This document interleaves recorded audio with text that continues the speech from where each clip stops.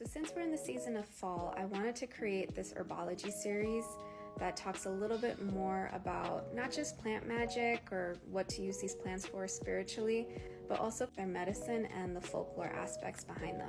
I kind of feel like sometimes we automatically just research the magical aspects without really getting to know the plant a little bit more deeply. And part of that I feel is getting to know the stories behind the plants. So welcome, my name is V.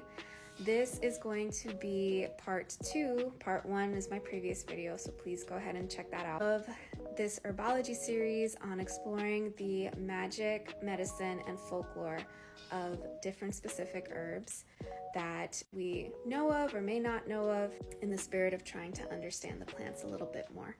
And before we start, as always, take everything you hear from me with a grain of salt, please. Do your own research. And full disclaimer, I'm not a certified herbalist, I'm not a licensed dietitian or nutritionist, so please, if you plan on ingesting these herbs or even applying them topically, do more in-depth research, okay? And once again, these are the 3 books I'm going to be using for reference: Plant Witchery, The Complete Language of Herbs, and The Gift of Healing Herbs. So today we're going to focus on Oh Beloved Rosemary. Scientific name is Salvia rosmarinus, or otherwise known as Rosmarinus officinalis. The little translation, rosmarinus means dew of the sea. So pretty. Let's get into the medicinal aspects of this beautiful herb. Rosemary is really great for improving your memory and is a vascular stimulant. It benefits circulation in the liver and aids in digestion. It is rich in antioxidants that help strengthen the brain and your liver. If you're showing signs of liver stress or overload by way of digestive headaches, taking a tea or tincture of rosemary can definitely help with those symptoms. Rosemary is also known to help relieve muscle pain. However, big however, if you ingest too much rosemary, you can potentially hurt yourself. Taking too much can cause vomiting, a pulmonary edema, or a coma even. You may have heard of the rosemary hair oil that's really good for hair growth. There's a lot of TikTok creators on here that I've seen that have like their own recipe for that. And you can even make a balm of this herb and use it as insect repellent. How cool. Okay, so let's get into the folklore now. In the Middle Ages, when they would try to fragrance the house for parties, sprigs of rosemary were placed on the floor so that when guests crossed the threshold, it would elicit this beautiful aroma.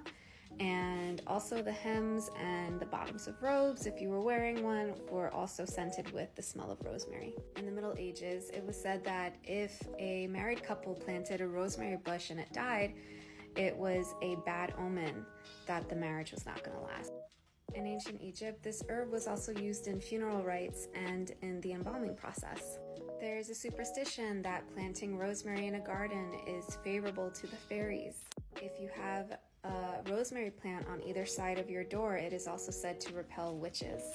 And probably one of the most interesting things, it is believed that this herb is grossly offensive to evil spirits and has been used in exorcism spells across different cultures.